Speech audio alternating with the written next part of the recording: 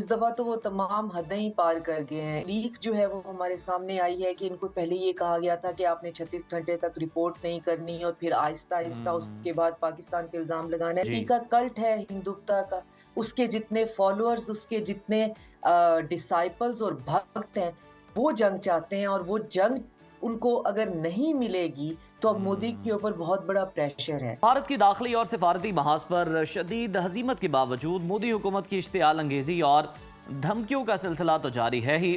पहलगाम वाक़े के बाद भारत की गीदड़ भपकियों के पेश नज़र पाक फौज दुश्मन की किसी भी जारहियत का मुंह तोड़ जवाब देने के लिए मुकम्मल तौर पर तैयार है। पाक फौज की जंगी मशकें पूरे जोरों शोर से जारी हैं। जंगी हिकमत अमली के पेश नज़र मशकों में जदीद हथियारों का अमली मुजाहरा भी किया जा रहा है। Army chief general Syed Asim Munir ने गुज़श्ता रोज काटला फायरिंग फील्ड रेंज का दौरा किया। पाक फौज की मंगला स्ट्राइक कोर की जंगी मशकों का जायजा लिया और हैमर स्ट्राइक मश्क में जंगी तैयारियों और जदीद टेक्नोलॉजी का अमली मुजाहरा किया। इस मौका पर army chief general Asim Munir ने दुश्मन को वाज़े और दो टोक अल्फाज में पैगाम दिया है कि कोई गलत फहमी में ना रहे। भारत की किसी भी किस्म की अस्करी मुहिमजोई का फौरी दो टोक और बुलंद सतह का जवाब दिया जाएगा। इसके साथ उनका ये भी कहना था कि भारत की किसी भी किस्म की अस्करी का जवाब तो जो मुहिमजोई है उसका दो टोक अल्फाज में जवाब तो दिया जाएगा। साथ ही साथ पाकिस्तान इलाकाई अमन का ख्वाहा है और कौमी मफादात के तहफ़्फ़ुज़ के लिए हमारी तैयारी और अज़म गैर मुतज़लज़ल है।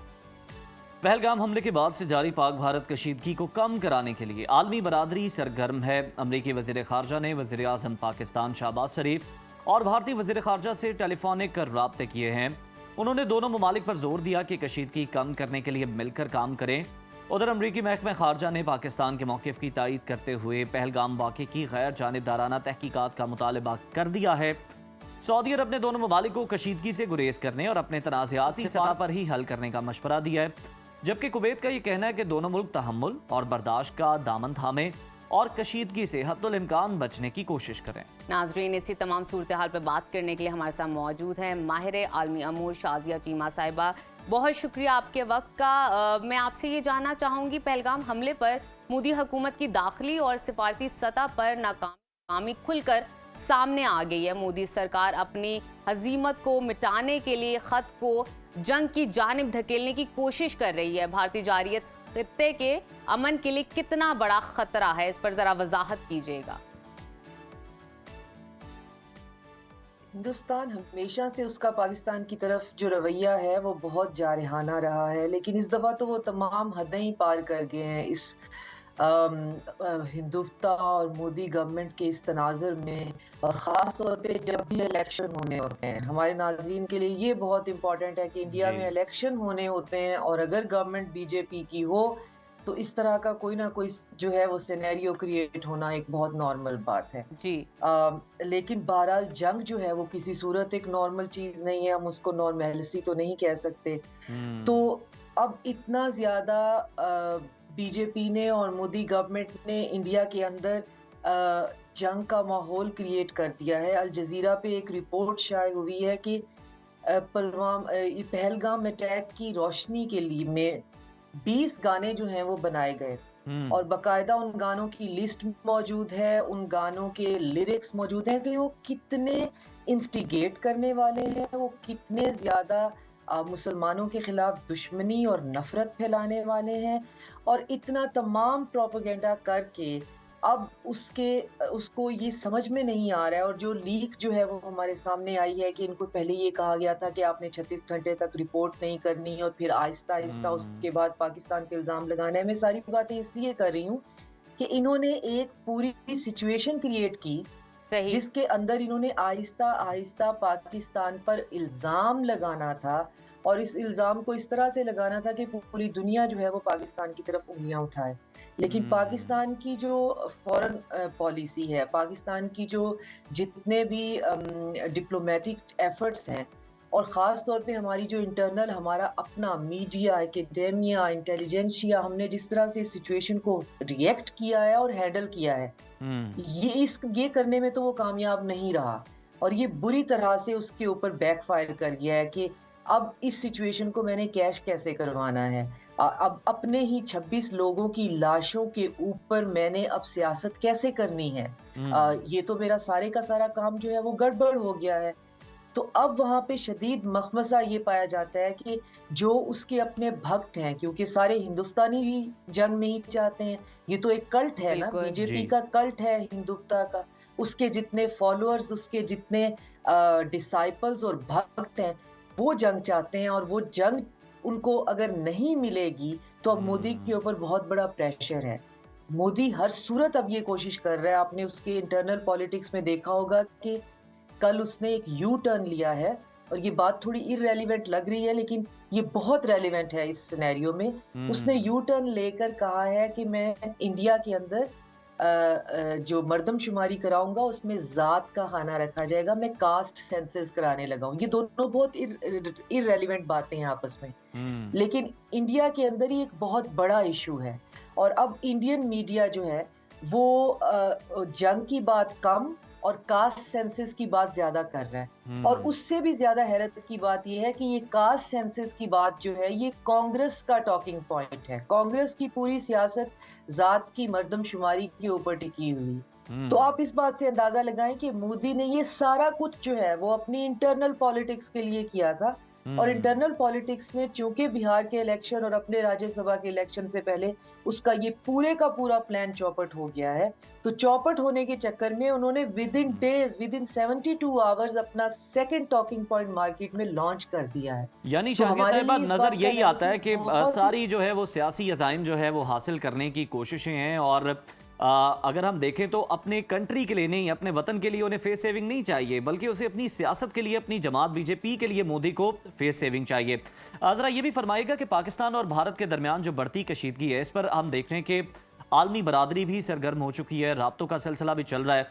कशीदगी में कमी के लिए आलमी ताकतें कोई मौसर किरदार आपके नज़दीक अदा कर सकती हैं, और भारत को पहलगाम वाक़े पर गैर जानिबदार तहकीकात पर मजबूर कर सकेंगी? आलमी ताकतें जो हैं वो पाकिस्तान को एज अ रिस्पॉन्सिबल प्लेयर जो है वो पाकिस्तान के ऊपर ज़्यादा भरोसा कर रही हैं। एक तो उनको इस चीज़ से हर एक मुल्क ने जो है पूरी दुनिया में ये इस बात से का इयादा किया है कि ये एक बहुत ही अजीब सी स्टूपिड सा एलिगेशन है कि आपका अगर अटैक हो गया, और पाकिस्तान जो है वो बावाज़ बुलंद कह रहा है कि आप इस पे जो है वो इन्वेस्टिगेशन करवाएं, और जो भी मुजरिम निकलता है उसको आप पकड़े। पाकिस्तान को इस बात से इनकार तो नहीं कर रहा है, लेकिन क्या साबित हुआ अगर कि आपने ही अपने 26 बंदे पहले की तरह मरवाए हुए हैं अपनी ही सियासत के लिए, तो फिर और ये किसी नतीजे पे नहीं पहुंचेगी।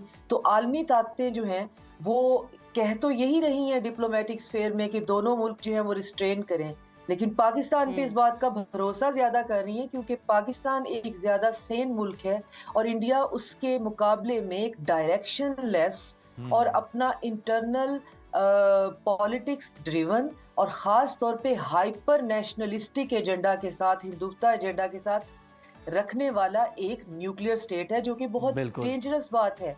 आप जी। एक इलेक्शन जीतने के लिए आप 26 लोग मरवा सकते हैं, आप एक न्यूक्लियर स्टेट हैं, हम्म। आप पूरे के पूरे खित्ते के अंदर तबाही फैला सकते हैं, आप किसी नेबरहुड में कोई हमसाया आपसे बात नहीं करना चाहता, बांग्लादेश से आपके ताल्लुकात अच्छे नहीं हैं, चीन आपका दुश्मन है, पाकिस्तान आपका दुश्मन है, नेपाल, श्रीलंका जो है वो आपसे जो है वो किसी किस्म की कोई दोस्ती नहीं रखना चाहते। और उसके बरक्स पाकिस्तान के साथ रीजनल जो हमारे कनेक्टिविटी है, आप देखें हमारे ईरान के साथ ताल्लुकात, हमारे चाइना के साथ ताल्लुकात, आज़रबाईजान ने हमें यहाँ तक कहा है बरादराना तौर पे, और हम बहुत खैर मकदम करते हैं कि आप हमारी मिलिट्री ले जाएं, आप हमारी आर्मी ले जाएं। पाकिस्तान को हम्म। किसी आर्मी की ज़रूरत नहीं है, बिल्कुल लेकिन बिल्कुल। बहरहाल ये एक बहुत बड़ा खैर सगाली का पैगाम होता है। तुर्की ने कहा है कि पाकिस्तान जो है वो उसको जो मदद चाहिए दरकार है हम उसे हम्म। दे सकते हैं। सही चाइना ने सही। कहा है पाकिस्तान की सॉवरेनिटी पे कोई कंप्रोमाइज नहीं होगा।